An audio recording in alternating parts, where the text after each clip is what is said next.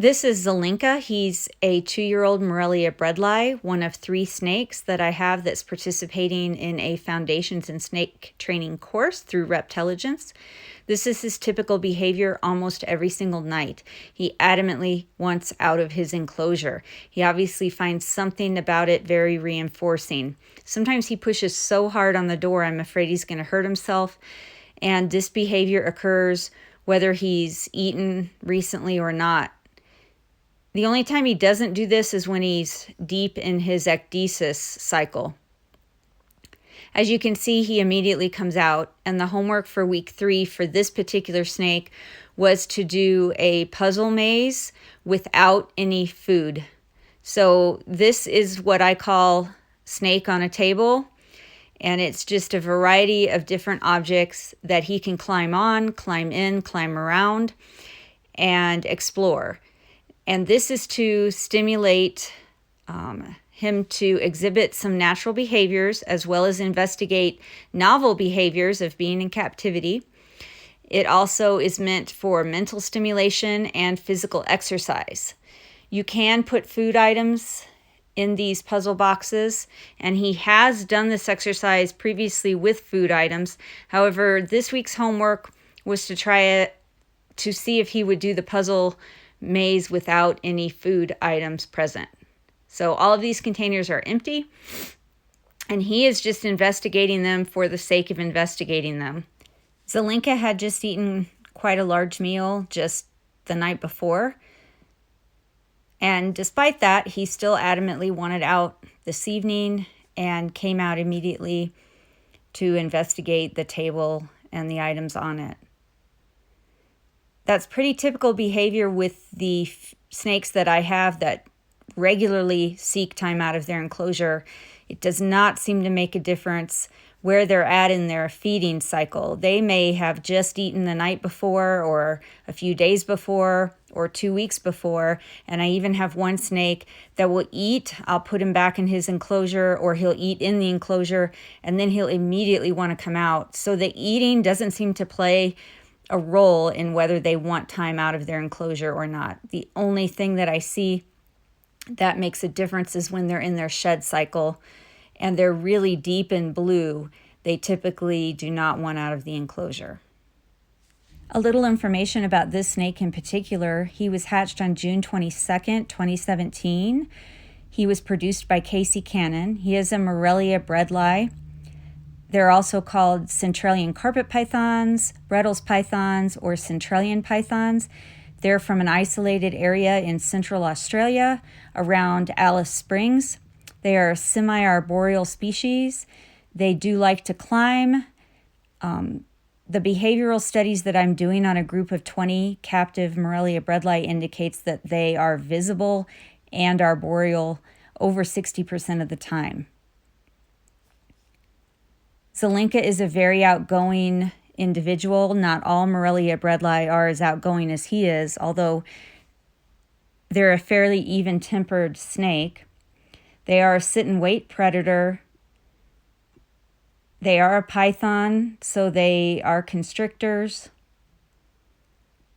They typically eat rodents, sometimes birds, lizards, amphibians, whatever they can find in the wild. He just gets a combination of mice and rats in captivity. His color and pattern is called low expression stonewashed. In the wild, this does occur as a normal mutation to the wild type coloration, which is a reddish brown base color with some tan markings, and those tan markings are surrounded by black borders. In the stonewashed variant, it's just washed out and the colors aren't as vibrant and aren't as well defined. Now that he's kind of traversed the entire table, you can see that he's starting to look underneath the table and look at the floor. And he's about to leave the area completely. This is not unusual for him.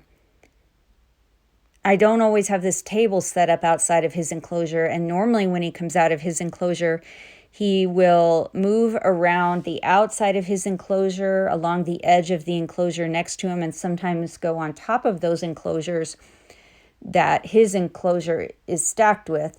But at other times, he does find a way to make it across to the kitchen counter or to these containers here that are filled with dog food.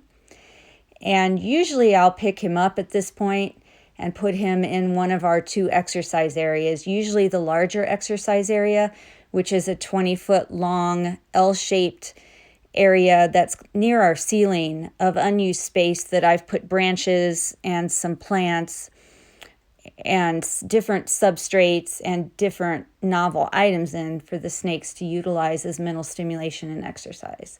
But as you can see, he's traveling along underneath our counter space, just investigating and smelling.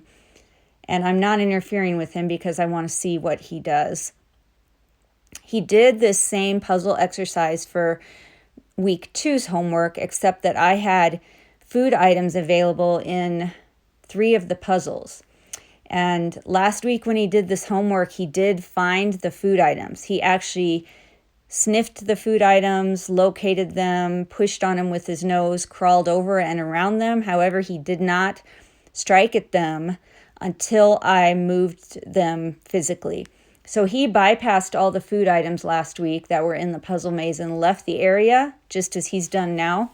But when I put him back on the table last week, I then picked up the food items with tongs and moved him around, and he immediately struck and ate them. And I'm wondering if his reluctance to eat the items when they're found just lying there is in part due to their natural history as sit-and-wait predators who sit and wait for food to run underneath them if they're in a tree, or run in front of them if they're in a rock crevice or on the ground. And that when they find food just lying there immobile, they're not inclined to strike at it. But as soon as I moved the food last week, he struck and ate. So this week, there's not food involved in the puzzle. He's now left the snake on a table exercise completely. And I do put him back in a minute here, but I first kind of wanted to see what he was going to do and see if I could figure out why he left the area and what his intent was. And because he makes his way to the floor and pretty intently, once he gets down there, makes his way towards our swamp cooler, which is the way that we cool our home out in Colorado in the hot summers, I would bet that he's on the trail of a wild rodent. Despite the fact that we have numerous snakes and cats and dogs in our home, I still see wild mice from time to time inside the home, and I know that we have one that's lurking around our house right now.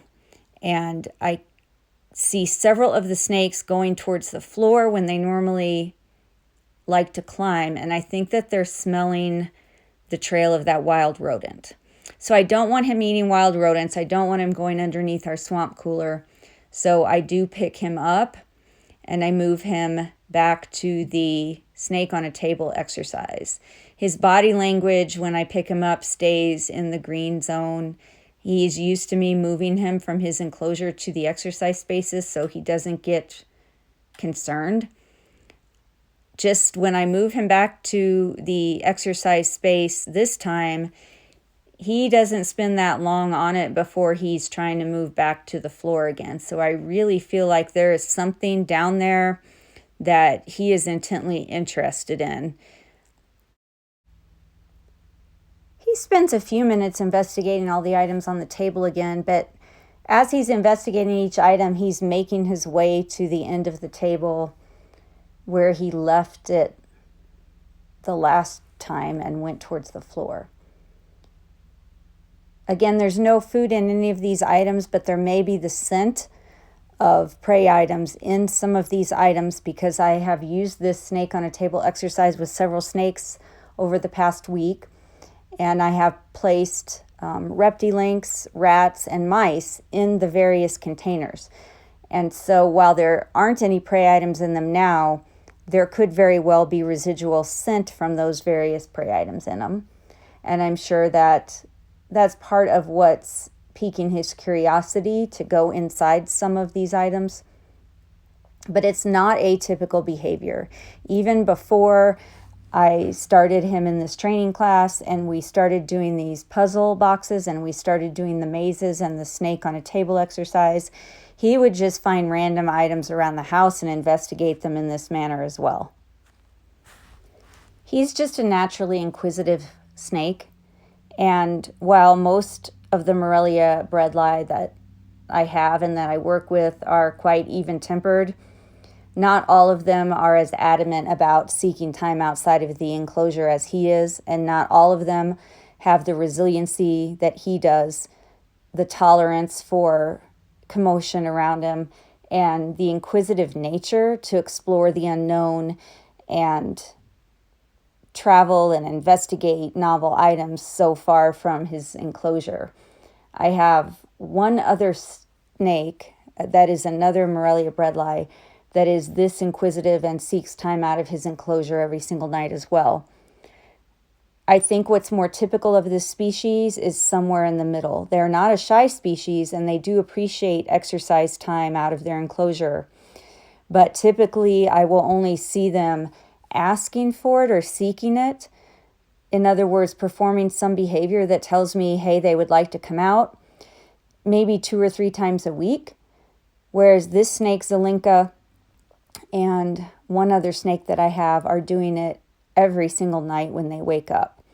I do have one more that wants out every single night. However, he doesn't venture far from his enclosure. When he comes out of his enclosure, he just climbs around the area that's in the general vicinity of his enclosure, and he doesn't leave the room, where these other two will go all over the house if I allow it. So he's investigating everything on the table now that I'm rewatching this video to do the narration more than I initially thought he was.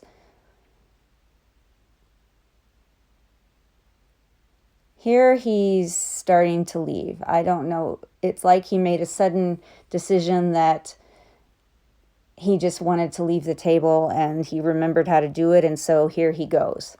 I don't let his exploratory behavior out of the exercise space go on as long this time as I did the last time.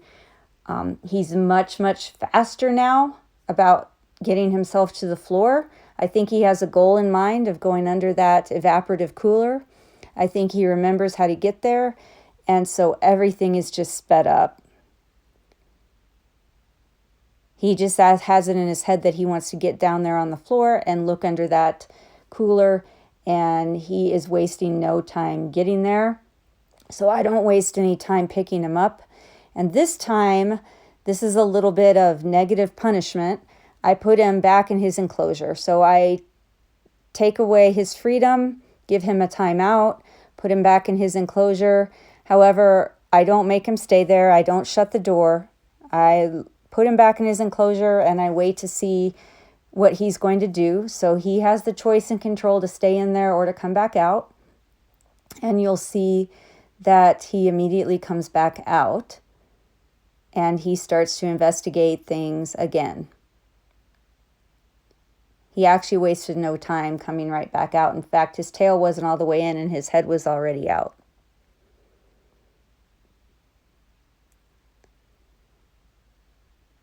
He's much more intently focused on this end of the table as he comes out and starts to explore this time. He's looking in the direction of the floor. He doesn't go to the other end of the table at all. He stays right around this area, and he starts to move towards the edge of the table.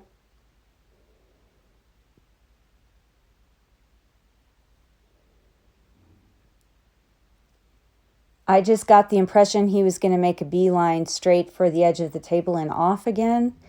And so it's at this point that I chose to end the exercise with him. Thanks for watching. Zalenka and I are looking forward to next week's homework.